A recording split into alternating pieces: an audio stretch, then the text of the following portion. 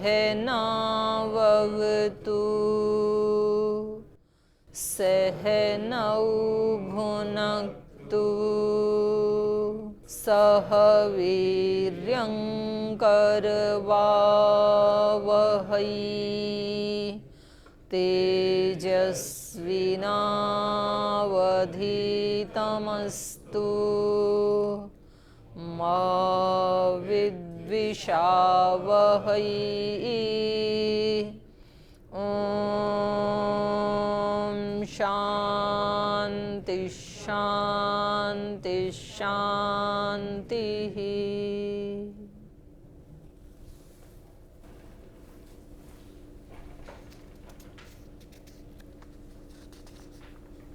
तो यहाँ संख्या की परीक्षा कर रहे थे और संख्या के बाद क्रम प्राप्त पृथक्त्व का कर रहे थे। पृथक्त्व का भी बताया इन्होंने कि संख्या की तरह से ही जैसे संख्या रूप रस गंध स्पर्श आदि इनसे व्यतिरिक्त गुण है, इसी प्रकार पृथक्त्व भी इनसे अतिरिक्त गुण है, इसलिए यहाँ पर अलग पढ़ा। 24 गुणों में इसकी अलग गणना की है। और जिस प्रकार से महत्व परिमाण में नहीं रहता है, अणुत्व अणु परिमाण में नहीं रहता है, इसी प्रकार पृथक्त्व और एक पृथक्त्व ये भी पृथक्त्व और एक पृथक्त्व में नहीं रहते हैं, गुणों में नहीं रहते हैं। और इसी प्रकार से प्रशस्त पाद भाष्य भी कल हमने पढ़ा, तो ये भी यही बता रहे थे। पृथक्त्व अपोद्धार व्यवहार कारणम तत्पुनः एक द्रव्यम अनेक द्रव्यम च तस्य तु नित्यानित्यत्व निष्पत्तया संख्यया व्याख्याता। तो जैसे संख्या का हमने बताया कि नित्य द्रव्यों में नित्य रहती है, अनित्य में अनित्य रहती है, ऐसे ही पृथक्त्व भी नित्य द्रव्यों में नित्य और अनित्य द्रव्यों में अनित्य रहता है। एतावांस्तु विशेष है, लेकिन संख्या और पृथक्त्व इन दोनों में इतनी विशेषता है, ये भेद है कि एकत्व आदिवत एक पृथक्त्वादिषु अपर सामान्य भाव। जैसे एकत्व है ना, ये तो पर सामान्य में भी होता है, अपर सामान्य में भी होता है। पर सामान्य मतलब जाति, जैसे द्रव्य जाति है, तो द्रव्य जाति क्या हो गई? एक जाति हो गई ना। तो एकत्व संख्या किस में हो गई? जाति में, द्रव्यत्व में, द्रव्य जाति में। जितने भी द्रव्य हैं वो सब किस में आ गए? द्रव्य जाति में। तो ये एकत्व जाति में हो गया। और फिर द्रव्य में भी फिर कितने द्रव्य हैं? 9 द्रव्य गिने हैं ना। तो फिर ये अवान्तर भेद हो गया। तो एकत्व जाति उनमें भी एक ये द्रव्य है, एक ये है, एक ये है, एक ये है, एक ये है। तो ये एकत्व अपर जाति में भी है, पर जाति में, पर सामान्य में भी है, अपर सामान्य में भी है। तो एकत्व तो दोनों जगह रहता है। लेकिन यहाँ पर एकत्वादिवत एक पृथक्त्वादिषु, जो एक पृथक्त्व और एक पृथक्त्वादि हैं उनमें पर सामान्य अभाव, पृथक्त्व आदिषु अपर सामान्य अभाव। वो पर सामान्य में तो होता है पृथक्त्व, एक पृथक्त्व भी होता है, लेकिन उसमें अपर सामान्य में एक पृथक्त्व का अभाव होता है। ये दोनों का भेद है। नीचे व्याख्या में अभी पढ़ के और स्पष्ट होगा। संख्या तो विशिष्यते तद विशिष्ट व्यवहार दर्शनात् इति। संख्या के द्वारा ही वो विशेषित होता है, उसका विशिष्ट व्यवहार देखे जाने से। नीचे वाला जो दूसरा पैराग्राफ है ना, उसको देखो। ये कह रहे हैं संख्या से पृथक्त्व में इतना तो भेद है कि जिस प्रकार एकत्व आदि संख्याओं में संख्यात्व रूप में पर सामान्य से अतिरिक्त एकत्व आदि अपर सामान्य भी होते हैं। पर सामान्य होती है जाति और अपर सामान्य अवान्तर जाति। वैसे पृथक्त्व में एक पृथक्त्व आदि नाम का कोई भी अपर सामान्य नहीं होता, किंतु संख्या के द्वारा ही पृथक्त्व अन्यों से अलग रूप में समझा जाता है। पृथक्त्व, एक पृथक्त्व, द्विपृथक्त्व, त्रिपृथक्त्व, इस प्रकार से। तो ये संख्या के द्वारा ही समझा जाता है ना। जैसे एक ही, जैसे ब्रह्मचारी बैठे हैं ना आप, तो ये अलग है, ये एक पृथक्त्व, द्विपृथक्त्व, त्रिपृथक्त्व, ऐसे अलग अलग। तो वो संख्या के द्वारा ही देखा जाता है। बिना इससे मैं पृथक हूँ, बस ये बात हो गई। तो वो तो जाति में हो गई ना, आप मनुष्य जाति हैं, वो मेटल जाति है, जो भी है, तो वो तो कह ही रहे हैं कि पर सामान्य में तो होता है, पर अपर सामान्य में नहीं होगा, अपर सामान्य में संख्या के साथ होगा। तो ये कह रहे हैं संख्या के द्वारा ही पृथक्त्व अन्यों से अलग रूप में समझा जाता है, क्योंकि संख्या से युक्त होकर के ही पृथक्त्व का व्यवहार देखा जाता है। तो अब रूप आदि के समान संख्या को भी केवल द्रव्य में ही रहने वाली सिद्ध करने के लिए गुण और कर्म में उसका अभाव दिखाते हैं। गुण और कर्म किस में रहते हैं? द्रव्य में। तो ऐसे ही संख्या भी किस में रहती है? किसी द्रव्य में ही रहेगी। 1 2 3 4 ये आप प्रयोग किसका करेंगे? किसी द्रव्य का ही तो करेंगे। सूत्र बोलिए, निसंख्यत्वात् कर्म गुणानाम सर्वैकत्वम न विद्यते। संख्या में संख्यात्व नहीं रहता है, किसी द्रव्य में रहता है। तो निसंख्यत्वात्, निसंख्यत्वात् माने संख्या रहित होने से, गुण कर्म गुणानाम, कर्मों और गुणों के, कर्म और गुण इनकी संख्या कहाँ गिनेंगे आप? किसी द्रव्य में ही तो गिनेंगे। एक मीठा आम, दूसरा मीठा आम, तीसरा मीठा आम, तो ये जो मीठापन गुण है, इसकी संख्या को आप कहाँ गिनेंगे? उस द्रव्य में। यदि द्रव्य नहीं है तो 1 2 3 ये काउंटिंग कहाँ करेंगे इस गुण की? तो वही कह रहे हैं, कर्म गुणानाम निसंख्यत्वात्, कर्मों के और गुणों के संख्या से रहित होने के कारण। संख्या तो द्रव्य में होती है, किसी कर्म में नहीं होती है। जब हम कहते हैं एक क्रिया दूसरी क्रिया, तो वो क्रिया कहाँ देख रहे हैं हम? किसी द्रव्य में ही तो देखेंगे ना, द्रव्य के बिना रहती नहीं है क्रिया। तो कर्म और गुणों के निसंख्यत्वात्, संख्या रहित होने से, सर्वैकत्वम, गुण कर्म आदि सब पदार्थों में ऐकत्वम, एकत्व संख्या न विद्यते, नहीं रहती है। एकत्वादि संख्या कहाँ रहेंगी? द्रव्यों में।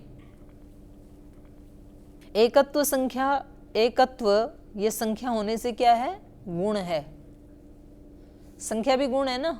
एकत्व क्या है? संख्या। तो एकत्व क्या हो गया? गुण। एकत्व संख्या होने से गुण है, जिसका समवाय केवल द्रव्य में हो सकता है, कर्म और गुणों में नहीं। जैसा कि प्रथम अध्याय में क्या कहा इसकी गुण की परिभाषा करते हुए, द्रव्याश्रयी अगुणवान संयोग विभागेषु अकारणम अनपेक्षम इति गुण लक्षणम। तो ये गुण में गुण नहीं रहते, ऐसे कह दिया ना। गुण का लक्षण क्या है? द्रव्याश्रयी, द्रव्य के आश्रित रहने वाला है वो द्रव्याश्रयी। अगुणवान, अगुणवान माने गुण गुण में नहीं रहता है, द्रव्य के आश्रित रहता है।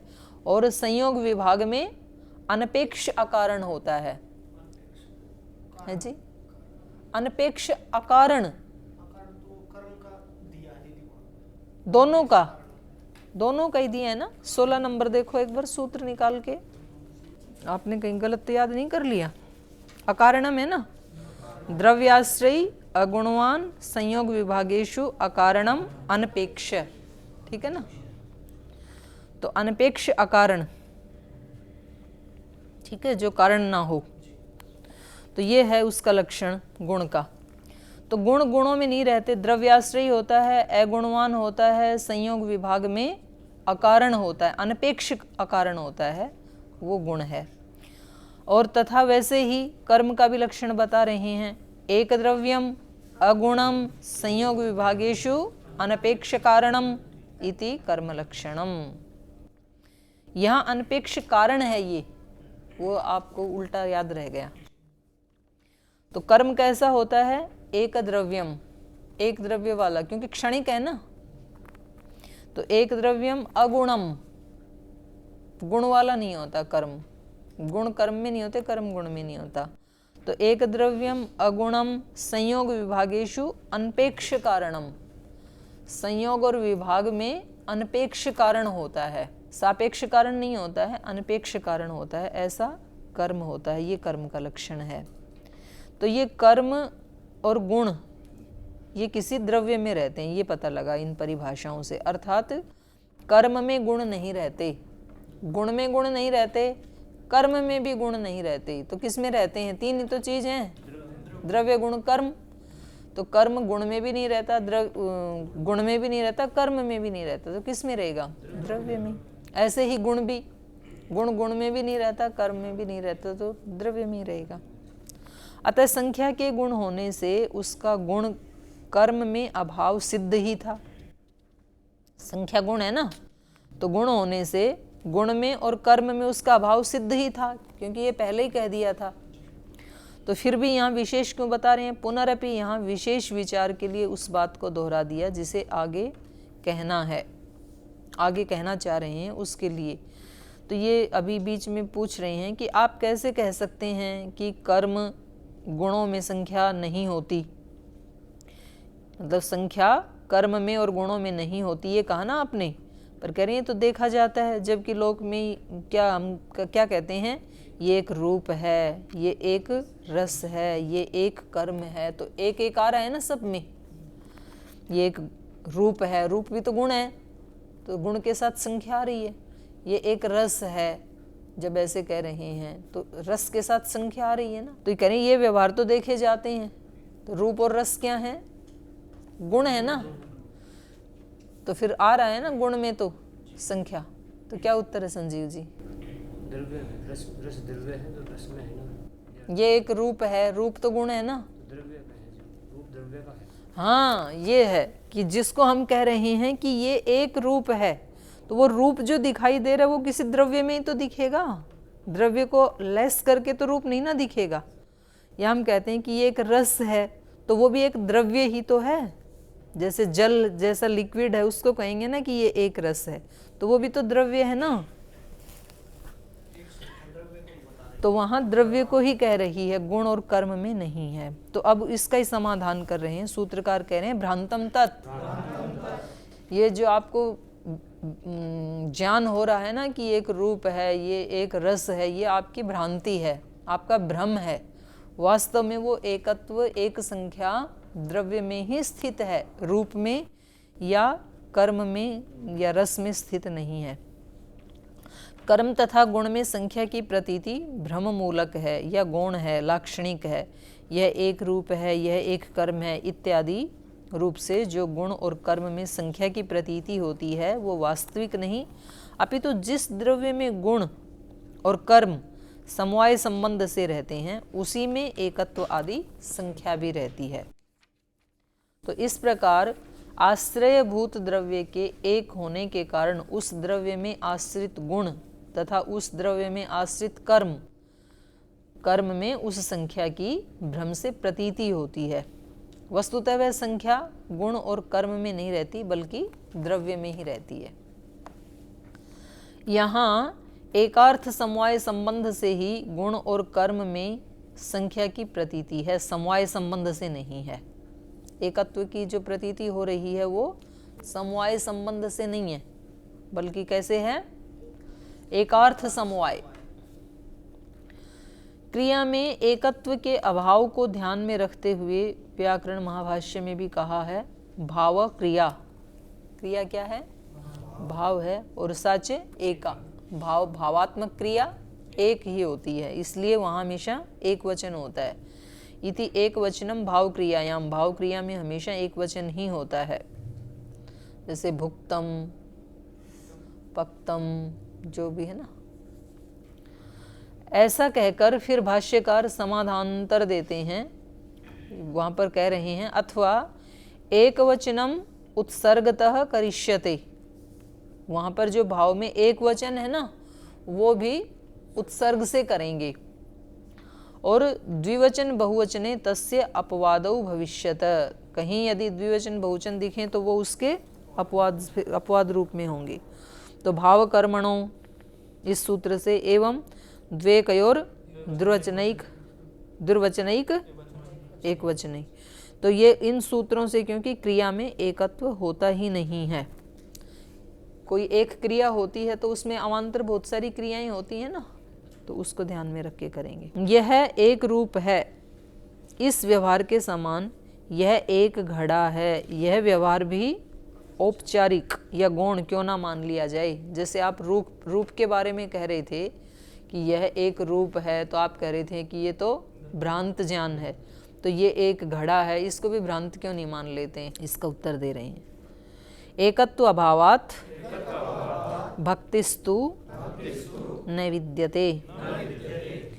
तो एकत्व अभावात, यदि सब जगह ही आप एकत्व का अभाव करने लगेंगे तो फिर एकत्व का अभाव ही हो जाएगा सारी सृष्टि से ही, कहीं भी एकत्व रहेगा ही नहीं, घड़े में भी एकत्व नहीं है, ऐसा यदि कहेंगे तो एकत्व अभावात, एकत्व का अभाव होने से, माने सर्वथा अभाव होने से, भक्तिस्तु न विद्यते, जब कहीं मुख्य प्रयोग ही नहीं है तो गौण भी नहीं मिलेगा ना, तो भक्तिस्तु न विद्यते, गौण प्रयोग भी नहीं मिलेगा। तो यहाँ घड़े में तो मुख्य प्रयोग है कि ये एक घट है और ये एक रूप है, यहाँ पर गौण प्रयोग है क्योंकि वहाँ रूप भी द्रव्य में स्थित है। रूप में एकत्व संख्या नहीं है बल्कि एकत्व संख्या उस रूप आश्रयी द्रव्य को ही कह रही है। तो कह रहे हैं एकत्व अभावात, यथार्थ रूप में एकत्व के अभाव से तो भक्ति न विद्यते, भाक्त प्रयोग, गौण प्रयोग, औपचारिक प्रयोग भी नहीं रह पाएगा। यदि मुख्य प्रयोग कहीं भी ना हो तो औपचारिक प्रयोग भी नहीं हो सकता क्योंकि कहीं मुख्य होने से ही अन्यत्र गौण प्रयोग हो सकता है। एकत्व संख्या गुण है जो समवाय संबंध से द्रव्य में रहती है, इसलिए द्रव्य में एकत्व का व्यवहार मुख्य है, वास्तविक है, और रूप आदि में एकत्व का व्यवहार औपचारिक है। इसलिए हम यह एक घट है, यहाँ एकत्व संख्या को गौण नहीं मान सकते, भ्रम नहीं मान सकते। जिस प्रकार कार्य द्रव्य के रूप में जिस प्रकार कार्य द्रव्य के रूप आदि गुण कारण गुण पूर्वक होते हैं, क्या उसी प्रकार कारण के एकत्व संख्या और एक पृथक्त्व गुण कार्य में विद्यमान एकत्व संख्या और एक पृथकत्व गुण के कारण होते हैं? इस शंका का समाधान कर रहे हैं।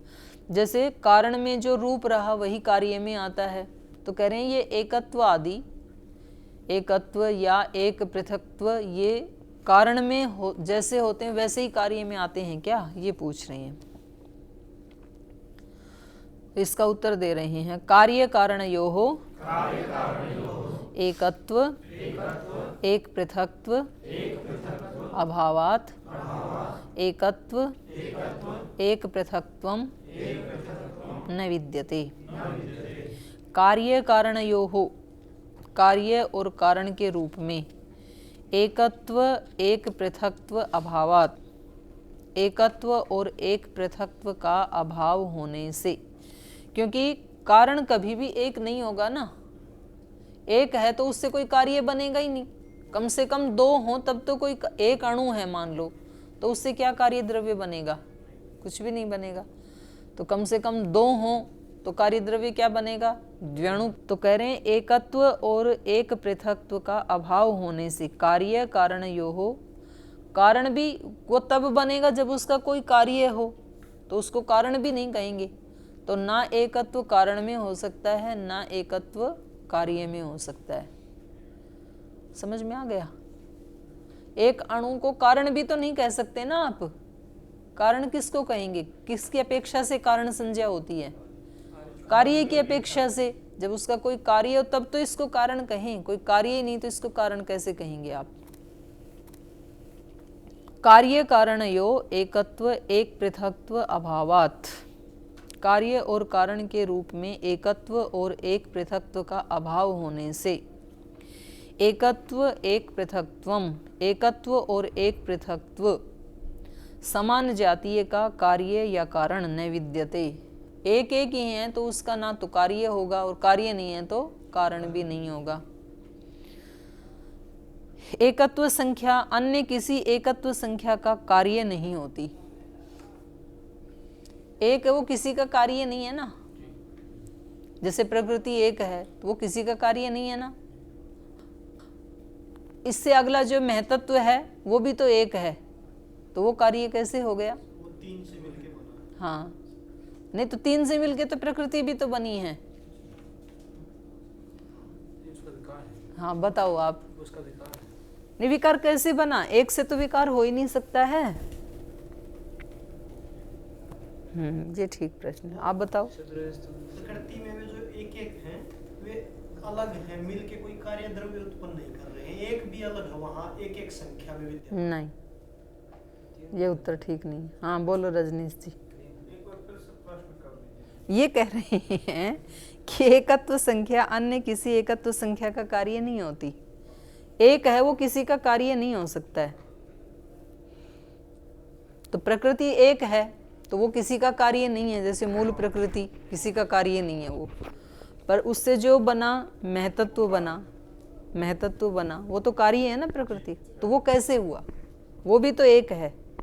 एक किसी का कार्य नहीं होता है। जब प्रकृति एक है वो किसी का कार्य नहीं, आत्मा एक है वो किसी का कार्य नहीं, परमात्मा एक है वो किसी का कार्य नहीं, तो महतत्व भी तो एक है, वो कार्य कैसे हुआ? ये 1 लीटर दूध से एक उतना ही आयतन का दही बनेगा तो उसका कार्य है ना, जो भी वो तो अलग चीज बन गई। तो यहाँ भी तो महतत्व तो अलग ही बन रहा है ना प्रकृति से। यही तो मैं पूछ रही हूँ कि महतत्व एक है, वो कार्य कैसे हो गया? क्योंकि उसके पीछे कारण है। नहीं, प्रकृति एक नहीं है दीदी, वो सत्वरजतम साम्यावस्था, वो तीन से मिलके बनती है। जो मूल प्रकृति उसमें 3 मूल कण है, वे उनका साम्यावस्था समाप्त होने के बाद आगे पीछे होकर उनमें विकार आता है। ये उत्तर है। लोकेंद्र जी ने आज सही उत्तर दिया है। एक तो है वो मूल प्रकृति, लेकिन उसका स्वरूप क्या है? साम्यावस्था। साम्यावस्था है, उसको तो कह दिया प्रकृति, तो वो किसी का भी कार्य नहीं है। लेकिन वो महतत्व जो है वो उसमें और इसमें क्या अंतर आ गया? उसका बैलेंस असंतुलन हो गया ना, वहाँ साम्यावस्था नहीं है, सत्वरजतम की विषमता हो गई, इसलिए वो कार्य है। देखो लोकेंद्र जी का दिमाग कितना अच्छे से चलता है। एकत्व संख्या अन्य किसी एकत्व संख्या का न कार्य होती है न कारण, अर्थात कार्य और कारण के रूप में एकत्व संख्या का अभाव रहता है। यद्यपि परमाणु आदि नित्य द्रव्यों में एकत्व संख्या नित्य है, परंतु वह कहीं अन्यत्र एकत्व संख्या का कारण नहीं बनती। और जहाँ अनित्य द्रव्यों में एकत्व संख्या अनित्य है, वहाँ कहीं भी उसका कारण समवायी कारण के रूप में विद्यमान एकत्व संख्या नहीं होती, मतलब समवायी कारण के रूप में नहीं होगा। ठीक है, वैसे तो जैसे एक आकाश, और आकाश अनित्य है अपने आप में, मतलब जो भूतों वाला आकाश है, तो वहाँ भी ये प्रयोग होता है ना, पर वहाँ पर ये जो एकत्व उसका समवायी कारण नहीं है, तो वहाँ कहीं भी उसका एकत्व संख्या, एकत्व संख्या से बना है। आकाश जो भौतिक आकाश है वो एकत्व संख्या से बना है क्या? समवायी कारण, संबंध नहीं कह रही है, ये समवायी कारण कह रहे हैं। देखो यहाँ पे पढ़ो, वहां कहीं भी उसका कारण समवायी कारण में विद्यमान एकत्व संख्या नहीं होती, अपितु एकत्व के आश्रय द्रव्य के समवायी कारण रूप अवयवों का संयोग उस एकत्व संख्या का उत्पादक अर्थात असमवायी कारण तो हो सकता है। संयोग होता है ना एक एक का, एक परमाणु मिलकर के बहुत सारे परमाणुओं से फिर एक कार्य द्रव्य बन गया, तो वो असमवायी कारण तो हो गई एकत्व संख्या। वहां पर असमवायी कारण माने संयोग हो रहा है ना एक एक का, पर समवायी कारण कहीं भी नहीं होगी। इस प्रकार एकत्व संख्या समान जातीय के कार्य व कारण की कोटि में नहीं आती। जो एकत्व संख्या है वो कहीं एकत्व को ही उत्पन्न कर दे ऐसा नहीं होगा, कार्य नहीं होगा उससे कभी भी, और वो कारण भी कोटि में भी नहीं आएगी। तो इस प्रकार से एक पृथक्त्व गुण भी किसी अन्य एक पृथक्त्व का कार्य या कारण नहीं हो सकता। अब कह रहे पूर्व सूत्रोक्त एकत्व और एक पृथक्त्व के कारण गुण पूर्वक न होने की व्यवस्था नित्य द्रव्यगत एकत्व के विषय में है। जो पहले एकत्व और एक पृथक्त्व कहा, उसके कारण गुण पूर्वक न होने के कारण, अभी इन्होंने क्या कहा कि वो किसी के भी कारण गुण नहीं होते हैं, एकत्व और एक पृथक्त्व। तो कारण गुण पूर्वक न होने की व्यवस्था नित्य द्रव्यगत, नित्य द्रव्यों में भी तो रहता है ना एकत्व, तो नित्य द्रव्यगत एकत्व के विषय में है ये। नित्य द्रव्यगत एकत्व के विषय में है अथवा अनित्य द्रव्यगत एकत्व के विषय में है, तो इस शंका का समाधान कर रहे हैं। एतद अनित्ययोः व्याख्यातम, नित्य में तो रहता ही है एकत्व, ये जो कहा है कार्य और कारण नहीं होता, एकत्व और एक पृथकत्व, ये अनित्य के विषय में कहा है। एतद यह अनित्ययोः, अनित्य तथा नित्य एकत्व और एक पृथकत्व के विषय में व्याख्यातम, व्याख्यान समझना चाहिए। दोनों के विषय में कह दिया, ये द्विवचन है ना। एतद अनित्ययोः, तो अनित्य पद को नित्य का उपलक्षण समझना चाहिए। यहाँ पर अनित्ययो द्विवचन आ गया ना, तो नित्य अनित्ययो ऐसे समझना चाहिए, नित्य में भी और अनित्य में भी। जैसे कि ये किसी का वो दे रहे हैं, चंद्रानंदीय व्याख्या के सूत्र पाठ में दोनों पढ़े हैं, एतद नित्य नित्ययोर व्याख्यातम, ऐसे। वस्तुतः यह कारण गुण पूर्वक कार्य गुण दृष्टः, इसका अपवाद समझना चाहिए। वहाँ पर क्या कहा था, कार्य गुण कारण गुण पूर्वक ही देखा जाता है, कार्य में जो गुण आता है कारण के गुण के अनुसार ही आता है। तो यहाँ जो कार्य एकत्व, जैसे घड़ा एक है ना कार्य, तो इसका कारण भी एकत्व रहा हो ऐसा नहीं है। बहुत सारे अणु मिलके, संख्या एक से नहीं बना ना घड़ा, अनेक संख्याओं से मिलकर के बना है ना, तो ये उसका अपवाद है। संख्या की दृष्टि से रूप आदि तो वही आएगा इसमें जो कारण में था, पर संख्या वो नहीं आएगी कि वहाँ संख्या मिट्टी के परमाणुओं की अनेक थी तो यहाँ घड़े भी अनेक पैदा हों, ऐसा नहीं होगा। घड़ा एक पैदा हुआ है यहाँ पे, या कार्य एक है तो इसका कारण भी एक संख्या वाला ही होना चाहिए, ऐसा नहीं है। तो वस्तुतः यह है कारण गुण पूर्वकः कार्य गुणों दृष्ट, इस सूत्र का अपवाद समझना चाहिए। सूत्र का तात्पर्य है कि नित्य या अनित्य दोनों ही प्रकार के एकत्व और एक पृथकत्व कारण या कार्य नहीं होते, न परमाणु आदि नित्य के और न वस्त्र आदि अनित्य के। अब कह रहे हैं संख्या के प्रसंग में सूत्रकार ने एकत्व की परीक्षा करके ही संख्या का प्रकरण छोड़ दिया, एक ही सूत्र में किया ना, क्योंकि एकत्व की परीक्षा हो जाने पर द्वित्व आदि की परीक्षा हो जाने पर द्वित्व आदि के परीक्षण की आवश्यकता नहीं रह जाती। एकत्व की हो गई तो समझ लो सभी संख्याओं की परीक्षा हो गई, द्वित्व त्रित्व सब की हो गई, तो इसलिए उसको लंबा नहीं किया। वैसे कहा तो ये था कि ये बहुत बहु विस्तार से विवेचनीय है, ऐसे कहा था, लेकिन एक सूत्र में ही हो गया। एक एक वस्तु में एकत्व का निर्धारण करके ही द्वित्व त्रित्व आदि की गणना होती है। तो एक में सब संख्याएं आ गई। अब ये कह रहे हैं संख्या का विवेचन करके, अब संख्या के बाद क्रम प्राप्त क्या है, संयोग गुणों में, तो संयोग की परीक्षा करते हैं, संख्या हो गया अभी।